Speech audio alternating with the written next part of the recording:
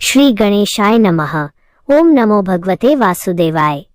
ધર્મ દર્શનના વહાલા દર્શક મિત્રો, આપ સૌને મારા કોટી કોટી પ્રણામ. હિન્દુ સનાતન ધર્મમાં દર 3 વર્ષે એક એવો પવિત્ર સમય આવે છે જે ભક્તિના સાગરમાં ડૂબકી લગાવવા માટે સર્વોત્તમ માનવામાં આવે છે.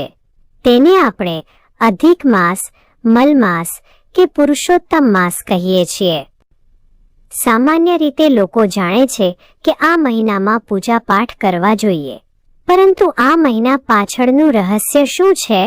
કેવી રીતે એક નકામો ગણાતો મહિનો ભગવાન વિષ્ણુનો સૌથી લાડકો મહિનો બન્યો? અને શું તમે જાણો છો કે આ જ મહિનાના કારણે એક અજેય રાક્ષસનો વધ શક્ય બન્યો હતો? આજે આપણે આ વિડીયોમાં અધિક માસની ઉત્પત્તિનું વિજ્ઞાન, તેની કરુણ પૌરાણિક કથા અને હિરણ્યકશિપુના વનની રોમાંચક વાર્તા જાણીશું. જો તમે સાચા સનાતની છો તો આ જ્ઞાનથી વંચિત ન રહેતા અને વિડીયોને અંત સુધી જરૂર જોજો. ભાગ 2. અધિક માસ પાછળનું વિજ્ઞાન અને ગણિત. આપણા ઋષિ મુનિઓ માત્ર ધર્મના જ્ઞાની નહોતા, પણ મહાન વૈજ્ઞાનિકો હતા. તેમણે પંચાંગની રચના ખૂબ જ સચોટ રીતે કરી હતી. આપણા હિન્દુ ધર્મમાં 2 પદ્ધતિ છે, સૂર્યમાસ અને ચંદ્રમાસ. સૂર્ય વર્ષ 365 દિવસ અને અંદાજે 6 કલાકનું હોય છે, જ્યારે ચંદ્રવર્ષ 354 દિવસનું હોય છે. હવે ગણિત સમજો. બંને વર્ષો વચ્ચે દર વર્ષે 11 દિવસનો તફાવત આવે છે. જો આ તફાવતને એમ જ છોડી દેવામાં આવે તો આપણા તહેવારોની ઋતુઓ બદલાઈ જાય. દિવાળી ઉનાળામાં અને હોળી ચોમાસામાં આવવા લાગે. આ ઋતુઓ અને સમયચક્રનું સંતુલન જાળવવા માટે દર 32 મહિને અને 16 દિવસે, એટલે કે અંદાજે દર 3 વર્ષે ચંદ્રવર્ષમાં એક આખો મહિનો ઉમેરી દેવામાં આવે છે. આ વધારાના 30 દિવસોને જ આપણે અધિક માસ કહીએ છીએ. 3. ભાગ 3. મલમાસની કરુણ વ્યથા અને ત્યાગ. જ્યારે બ્રહ્માજીએ કાળની વહેંચણી કરી ત્યારે 12 મહિનાના એક સ્વામી એટલે કે રક્ષક દેવતા નક્કી કર્યા. જેમ કે વૈશાખના માધવ, શ્રાવણના શિવ.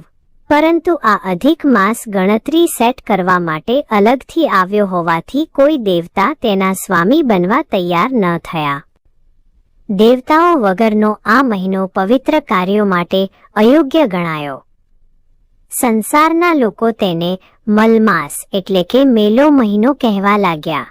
લોકો આ મહિનામાં કોઈ શુભ કાર્ય જેમ કે લગ્ન, મુંડન, યજ્ઞોપવીત કે નવું ઘર ખરીદવાનું ટાળવા લાગ્યા. આખા સંસારે તેનો બહિષ્કાર કર્યો. પોતાની આવી દુર્દશા અને અપમાન જોઈને અધિક માસ અત્યંત દુઃખી થયો. તે પોતાનું અસ્તિત્વ મિટાવવા તૈયાર થઈ ગયો. તે રડતો રડતો ભગવાન વિષ્ણુ પાસે વૈકુંઠ ધામ પહોંચ્યો. 4. ભાગ 4. પ્રભુ શરણાગતિ અને વૈકુંઠનો ન્યાય. વૈકુંઠ ધામમાં જઈને અધિક માસ ભગવાન નારાયણના ચરણોમાં ઢળી પડ્યો અને રડતા રડતા બોલ્યો, હે જગન્નાથ, હે પ્રભુ, આ સૃષ્ટિમાં મારો શો ગુનો છે? હું પણ તો બ્રહ્માજીની સૃષ્ટિનો જ એક ભાગ છું. છતાં સંસાર મને અપવિત્ર માનીને મારો તિરસ્કાર કરે છે. મારે આવું અપમાનિત જીવન નથી જીવવું. મને નષ્ટ કરી દો પ્રભુ. ભગવાન વિષ્ણુ કરુણા સાગર છે. શરણાગતનું રક્ષણ કરવું એ તેમનો સ્વભાવ છે. તેમણે અધિક માસને શાંત કર્યો અને તેને લઈને ગોલોકમાં પરમબ્રહ્મ ભગવાન શ્રી કૃષ્ણ પાસે ગયા. ભગવાન શ્રી કૃષ્ણએ જ્યારે આ માસની કરુણા સાંભળી ત્યારે તેમણે એક દિવ્ય ઘોષણા કરી. ભગવાને કહ્યું, જેનો આ સંસારમાં કોઈ નથી તેનો હું છું.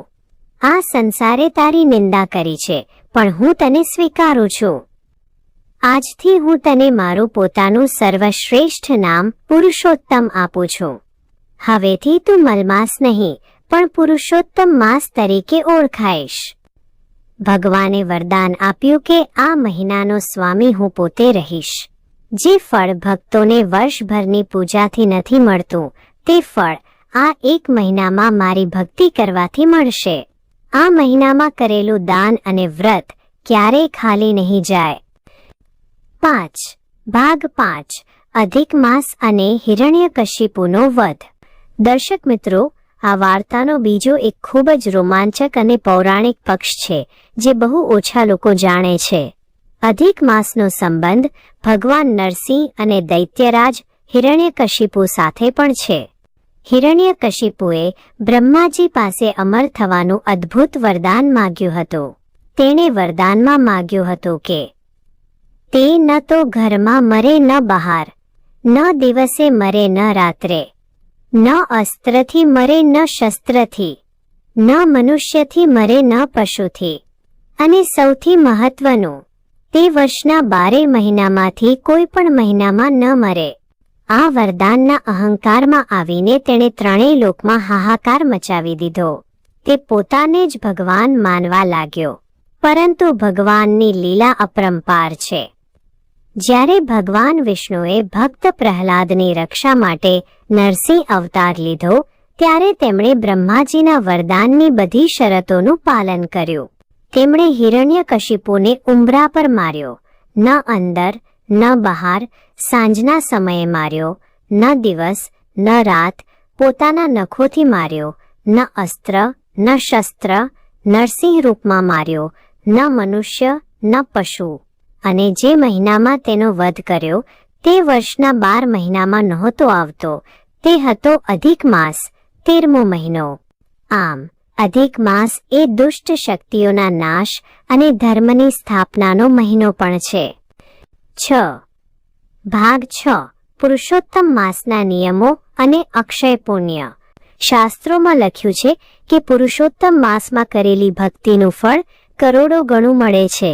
તો આ મહિનામાં આપણે શું કરવું જોઈએ અને શું ન કરવું જોઈએ?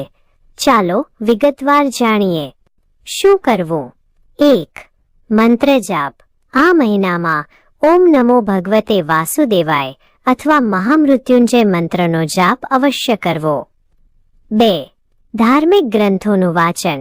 શ્રીમદ ભાગવત પુરાણ અને ભગવદ્ ગીતાના 14મા અધ્યાયનું પઠન કરવું અત્યંત કલ્યાણકારી માનવામાં આવે છે. 3. દીપદાન. સાંજના સમયે તુલસી ક્યારે, મંદિરમાં અથવા નદી કિનારે દીવો પ્રગટાવવાથી ઘરમાં લક્ષ્મીનો વાસ થાય છે. 4. માલપુઆનું દાન. અધિક માસમાં કાંસાના વાસણમાં 33 માલપુઆ મૂકીને દાન આપવાની પરંપરા છે, જે ઘરમાં સુખ સમૃદ્ધિ લાવે છે. શું ન કરવું? આ મહિનો માત્ર આધ્યાત્મિક ઉન્નતિ માટે છે. તેથી આ દિવસોમાં લગ્ન, સગાઈ, મુંડન, નવું વાહન ખરીદવું કે ગૃહ પ્રવેશ જેવા ભૌતિક કાર્યો વર્જિત માનવામાં આવે છે. આ મહિનામાં તામસિક ભોજન, ડુંગળી, લસણ કે માંસાહારથી દૂર રહેવું જોઈએ. તો દર્શક મિત્રો, અધિક માસ આપણને એ શીખવે છે કે જેને દુનિયા નકામો કે નબળો ગણીને છોડી દે છે, તેને જો ભગવાનનો આશરો મળી જાય તો તે પણ સર્વશ્રેષ્ઠ બની જાય છે. ઈશ્વરના દરબારમાં કોઈ ઉપેક્ષિત નથી. આશા રાખીએ છીએ કે ધર્મ દર્શનની આ પ્રસ્તુતિ તમને ગમી હશે. જો આ વિડીયોમાંથી તમને કંઈક નવું શીખવા મળ્યું હોય તો વિડીયોને તમારા મિત્રો અને પરિવાર સાથે શેર કરવાનું ભૂલતા નહીં. કમેન્ટ બોક્સમાં ભક્તિભાવ સાથે જય પુરુષોત્તમ ભગવાન કે જય શ્રી કૃષ્ણ જરૂર લખજો. આવી જ સનાતન ધર્મની સુંદર વાર્તાઓ જોવા માટે અમારી ચેનલને સબસ્ક્રાઇબ કરો અને બેલ આઇકન દબાવો. મળીએ આગામી વિડીયોમાં એક નવી પૌરાણિક કથા સાથે. ત્યાં સુધી ભગવાન વિષ્ણુની કૃપા આપ સૌ પર બનેલી રહે. ધન્યવાદ. જય શ્રી કૃષ્ણ.